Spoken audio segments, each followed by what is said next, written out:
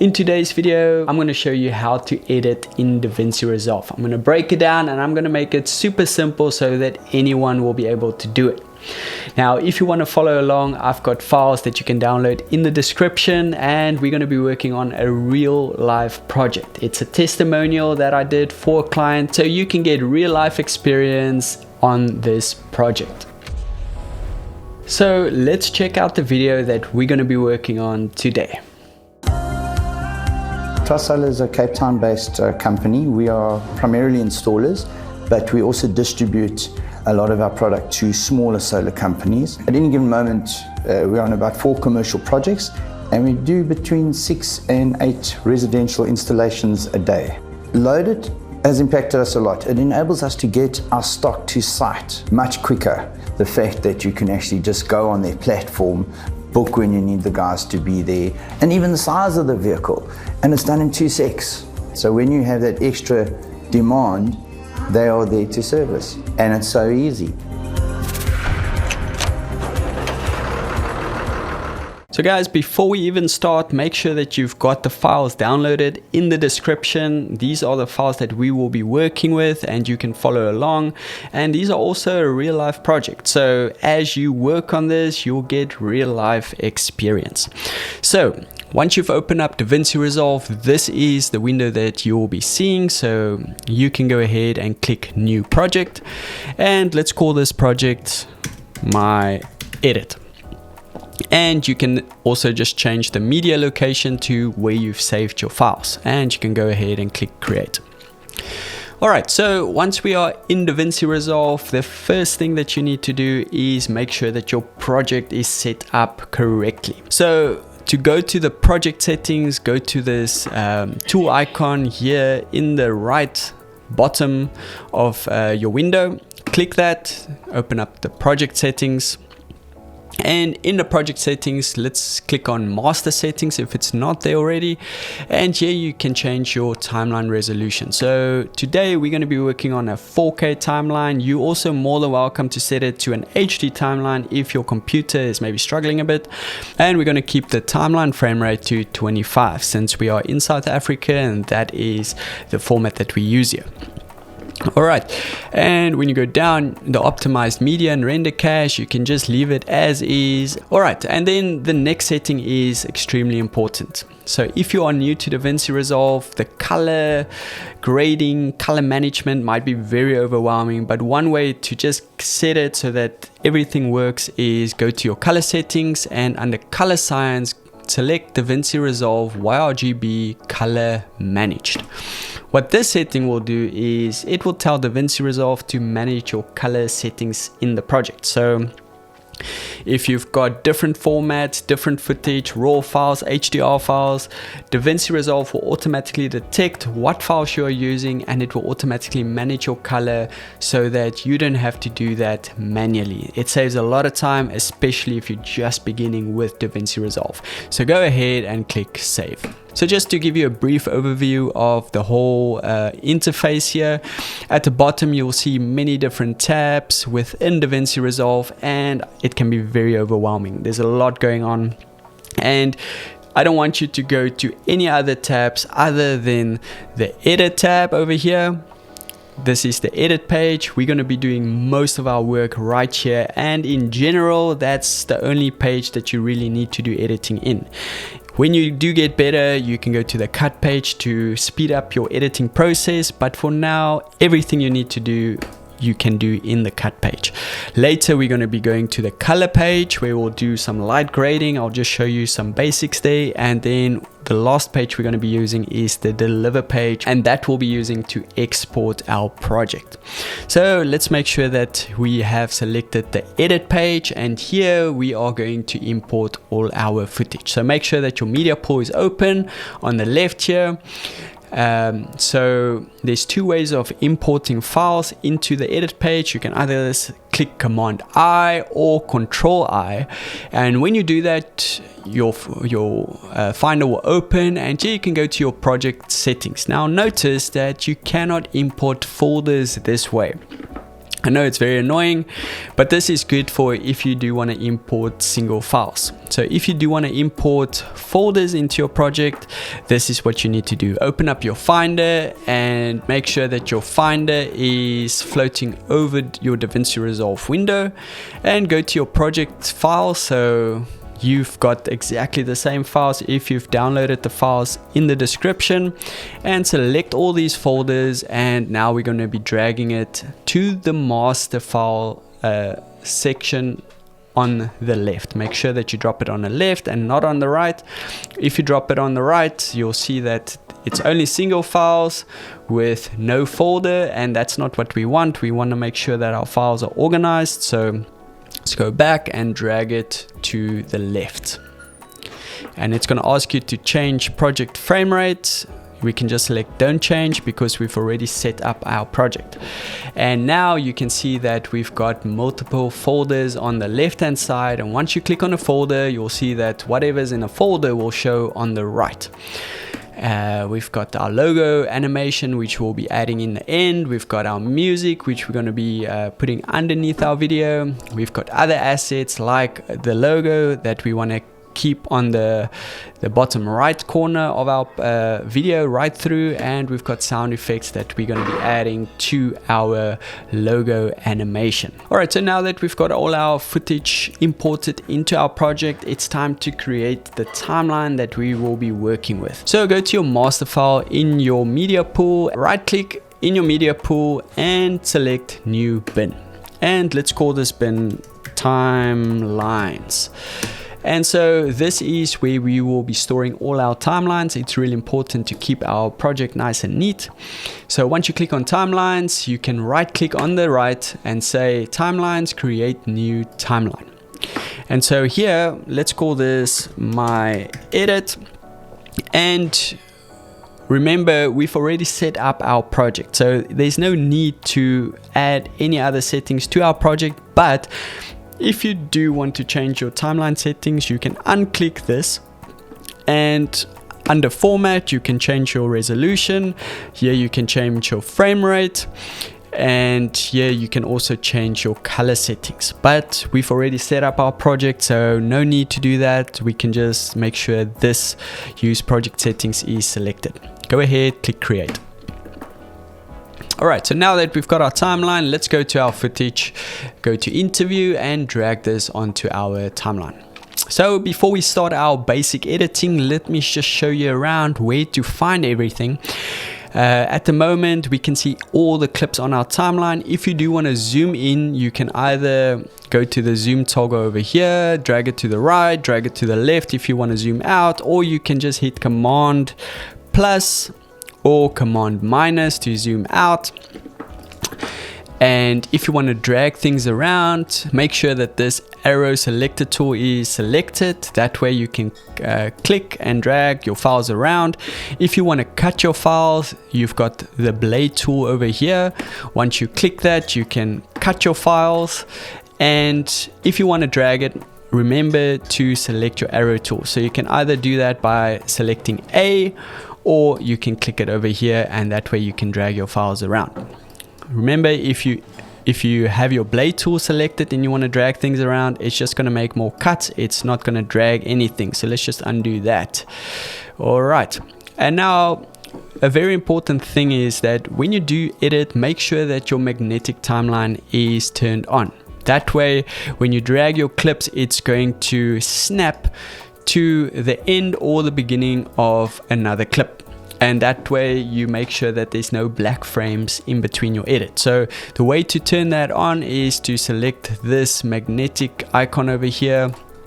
If it's not turned on, you'll see that as you drag, nothing happens. And when this is not turned on, the room for error just becomes greater. So make sure it's turned on. That way it snaps to the clip in front or the clip behind, and you know exactly where to put it. In addition to the media pool, we're also going to be using some effects like transitions. So once you click on effects, you can see on the left there's a whole list of folders: video transitions, audio transitions, titles, generators. So we're going to be using some video transitions, and here you can see some video transitions. If you want to see what it looks like, you can simply just take your mouse and drag over it, and here you can see what those transitions will look like on the right. Okay, on the right hand side of DaVinci Resolve, the inspector window is the window that we're going to be using quite often.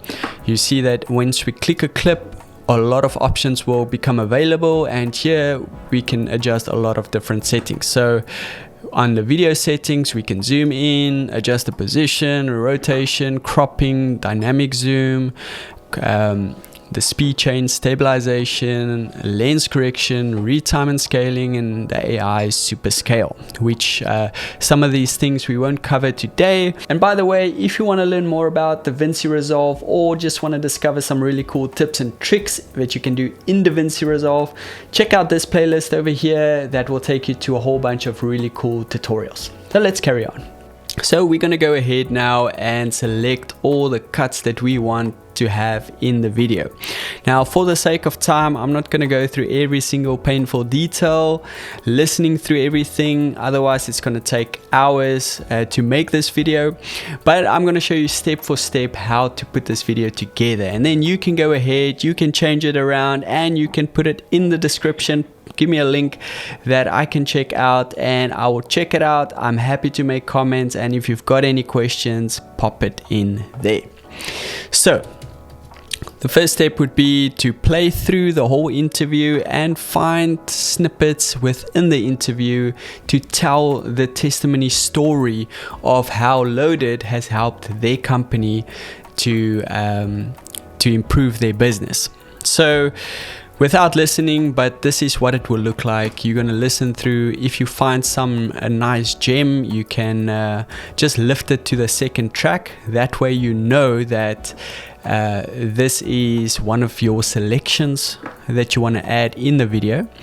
And once you have a selection, you can just use the blade tool, cut out the piece that you want, go back, select the arrow tool, and just bring it up to the second track. And you can go out throughout the whole track and do that.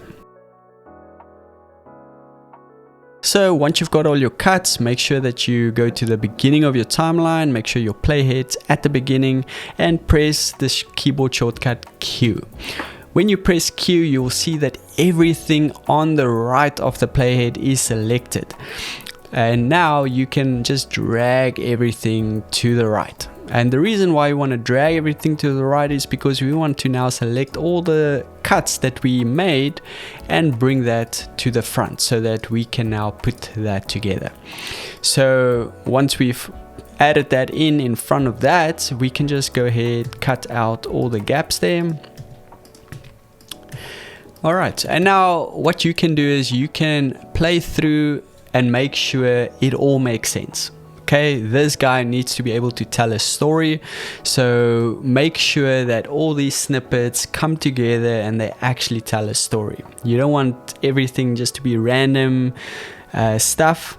It needs to make sense. So once you're happy with that, say for example we're happy with that, and that is now our interview and our testimony, we now need to add cutaways and b-roll to this clip. But before we do that, I don't know if you've noticed, but there's audio only coming out of one channel.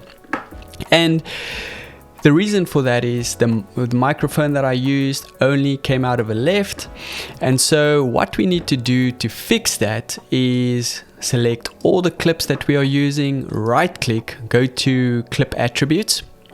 Under clip attributes, make sure you go to the audio tab, and under the audio tab we need to remove channel 1. So for channel 1, select channel 2, make sure that channel 2 is on both channels, click OK, and now when we play it back, you can see there's audio coming out of both channels. So Now that we are really happy, let's go ahead and activate our second viewer. So you do that by activating the dual viewer mode here, and the reason for this is the right hand viewer shows us what's on the timeline and the left hand viewer shows us what's in the media pool. So when we start to add B-roll footage, you can double click the B-roll footage in your media pool and it will show on the left, and here you can scroll through the footage and look for a nice piece that you can use to put over your video. Once you're happy with that, you can just press I in the beginning to mark the in point, press O at the end to mark the out point, and then you can just drag it onto the timeline. There we go. And now the reason for B-roll is to hide all the cuts and to make your video look more dynamic. So you can go ahead, go through all of these B-roll footage, find all the nice parts in the B-roll footage. So make sure with this clip, for example, because I do a focus pull from the solar panels to the signer up there, make sure that you stop the footage when the sign is in focus. Press O to mark the out point and you can drag it onto your timeline. So sometimes you don't have to use one B-roll clip per cut. You can actually cover 2 cuts with one B-roll clip. The whole system actually works very easy. There we go. So we can make it look really nice throughout the video. You can now go through all the B-roll shots and make your select. So with this is a nice ending shot because he's now on the way to deliver. So press I, and once you close the door, press O for out point, and let's drag that down on the timeline. Alright, and now we do want to start the clip with maybe a nice B-roll shot. So maybe let's use this shot as the intro shot. Okay, so they're walking towards each other. Press I. I'm going to start the clip there. After they greet each other, press O for out, and let's drag it onto the timeline. So this clip is a bit long, so let's cut out some of the beginning part. We don't need to see them walk for 7 seconds. We can do that in a few seconds. So let's look at that. There we go. And there the interview starts.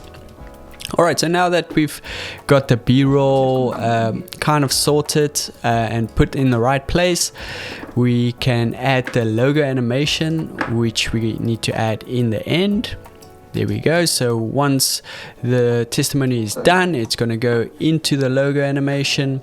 And with the logo animation, what we need to do is I've got sound effects that I've added in the folder for you, and you can now play around with these sound effects and you can add it to the logo design so that it just sounds and looks and feels more interactive. So there's a truck start, which we're going to be adding in right at the end because everything is loaded and they're ready to go. So play around with these sound effects and make it sound and look really cool. All right, just for the sake of this exercise, let's just add some of these sound effects on the timeline. There we go. So, and you'll notice that in the other assets folder, there's a logo for loaded, and we want this logo to be displayed right throughout the video. So let's drag that onto the timeline and let's drag it out over the whole video. And let's end it just before it goes into the logo animation because we don't need it to be displayed twice. Alright, so when you drag it onto the timeline, it will either display big or small depending on your settings. But for this exercise, it's big. So what you want to do is you want to activate the transform window, the transform settings. And it is this rectangular setting over here. You can click it so that it highlights, and that means that it's active. And once you click an asset, you'll see that there's this rectangle around it, which means that you're now able to adjust the size of it and the position. So you can now drag it in to make it nice and small, and we don't want it very big, and now you can drag it to the top right. Now notice that when you go to certain B-roll footages, like when it's very bright, for example here in the beginning, you can't see the logo. And so what we want to do here is we want to add a drop shadow just to make the logo pop a little bit. So we get the drop shadow under the effects panel over here. You can search for the drop shadow by just typing drop shadow and drag that onto the logo file. And once you do that, you can see that now the logo file just pops a little bit more, and then you can make some adjustments. There we go. Now you can see it nicely. You can blur it even a little bit more to make it a bit more subtle. And there we go. So now that logo is displaying right throughout the whole video. And actually the drop shadow is a bit hectic, so I'll just turn it down a little bit more. There we go. And another thing that we want to do is we want to add a lower third. So the way to add a lower third or text to your timeline is under the effects panel. You can go down to the title section over here, and under titles you can scroll down. Let's just get rid of the drop in the search bar, then there will be more options. So DaVinci Resolve comes with a lot of text presets that you can use. So you can actually scroll through, preview all the text, and you can do that by just scrolling from left to right, and then you can see what all the text looks like. If you want specific lower thirds, you can just type in lower third in the search bar, and all the lower third titles will pop up. Now you can play through everything, find a title that you're happy with. For the sake of this exercise, I'm just going to grab this one. All right, so let's add that in where we see him for the first time.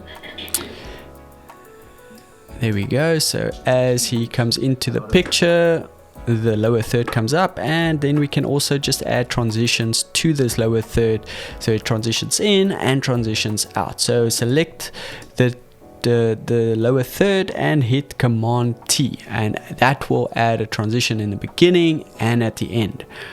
But I don't want this transition to be that long, so I'm just going to shorten the transition by dragging it a little bit shorter. There we go. And to add the titles of the person, you can click the lower third on your timeline, go to the inspector window, and under the inspector window go to video, and under video you can see there's title. So I'm just going to say name of person, and here we've got sample, which is that over there, and this we can just type in company name. There we go. You can type in your own text in there, but that is how you add a lower third or text to your video. Very simple and easy. All right, next let's add music to the project. Okay, so in your project files, go to your media pool, go to music, and here we've got ambient music. All right, so let's drag that onto the timeline. Now you can see that this music piece is almost 3 minutes long, but we don't want to necessarily to start right at the beginning of this audio track. Right, we want to find a nice piece of audio because we want this testimonial to be quite impactful. So I'll just play through. All right, so this sounds like a really nice piece to use. So I'm going to cut the audio right there, hit the blade tool, cut the audio, hit the arrow tool, press delete. And that is where my audio will start, and I will use the audio up until that point if needed. So let's drag it to the project, and here you can see that I don't even need that whole piece of audio. So I found that a nice volume for a backtrack or a track playing in the background is about -15. So the way that to do what I just did is press G on your keyboard, and that's going to open up your normalization audio level settings. And here you can type in what level you want your audio to be. So you can press -15 there and say normalize. So what it does is it will normalize all the peaks in the audio to -15 dBs. If you want it louder, you can hit 0 and that will normalize it to the maximum before it starts distorting. But that's very loud, so let's just go back to -15 and press enter. And here you can see the audio is nice and soft. What we do want to do with the main voice, we do want to normalize that to 0. So let's select all the clips, press G, and then hit 0, enter. And you can see the waveforms also got larger because it's louder. All right, so for the music, we want the audio to be a little bit louder in the beginning and then go down when they start talking. So one way of doing that, easy way, is to cut the clip as the voiceover finish, and before the voiceover starts, like you have there, you can select the beginning clip, you can select the last part of a clip and hit G. That will open up your normalize audio levels, and now you can just say -10. So we just want it to be a little bit louder before it goes into the actual testimony. And now we need to create a nice transition between the louder part and the softer part. And the way to do that is you click on the cut and hit Command T. And that will add a nice transition between those two audio parts. And you can lengthen the crossfade to make it smoother, or you can shorten it to make it a little bit more abrupt, but it's nice to, and it's nice and smooth. And then you can go ahead and do the same right at the end. Hit Command T to add the crossfade, and then you can drag it out just so that it's nice and smooth. And it's so easy. There we go. Very nice. Okay, so now that you've got everything in place for your project, all the assets are in place, you want to do a little bit of color grading, color correcting. So the way to do that is, once you're happy with your project, you can go to your color page, and in your color page, this is what you'll see. Here's all your clips that's on your timeline. Here you can see a representation of your timeline, and so everything that's on your timeline, like for example this logo that's up there, is at the top. So make sure that when you start doing color grading that the right clip is selected. If it's not selected, you're going to be adjusting the wrong clip.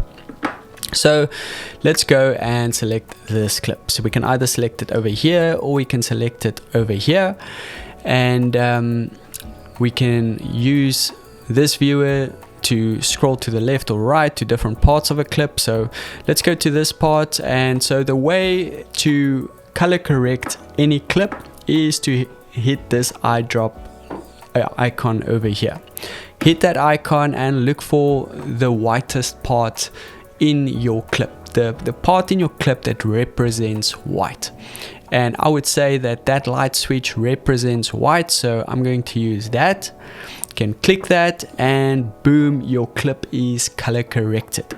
Now it does look a little bit bluish, but we are going to add a LUT, so don't worry about it too much.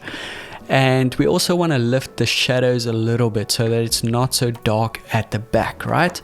So let's go ahead down to the color settings and lift the shadows a little bit. When we do that, you can see how it lifts all the shadows, makes it a bit brighter, and it just looks a little bit better now. So what we want to do now is copy, click the node over here and press Command C. Go to all the other clips, hit Command V, Command V, Command V. So we want to make sure that all the clips on our timeline look exactly the same.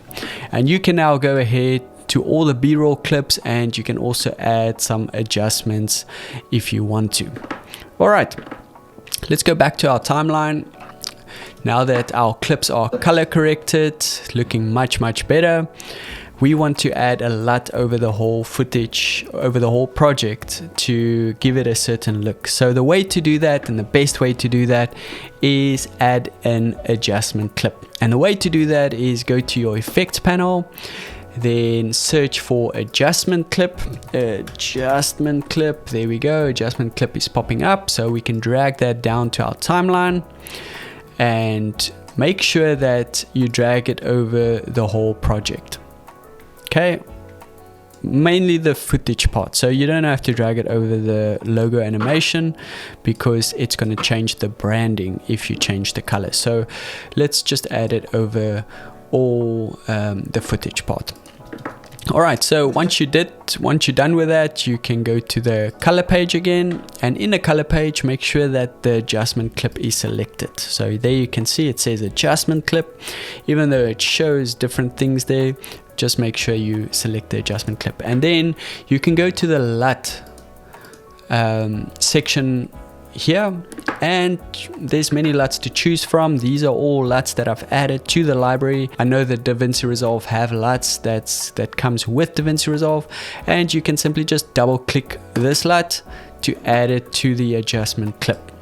So now when we go back to the edit page and scroll right through our video, you can see that that LUT has been applied throughout the video, and it's looking very nice. So once you're now happy with your whole project, what you want to do is export your project, and now we're going to go to the export page, the deliver page. And here what you can do is you can type the file name. So let's just type my edit, and make sure that you select the location, and you can select add to queue. And once you added your project to the queue, you can now select render all, and you are finished with your project. So guys, I really hope that you found this video helpful, and that this will kickstart you into your editing journey in DaVinci Resolve. Let me know if you've got any questions. I will answer all of them. If you found this video helpful, please consider smashing that like button. I'd really appreciate that, and I'll see you in the next video. Cheers.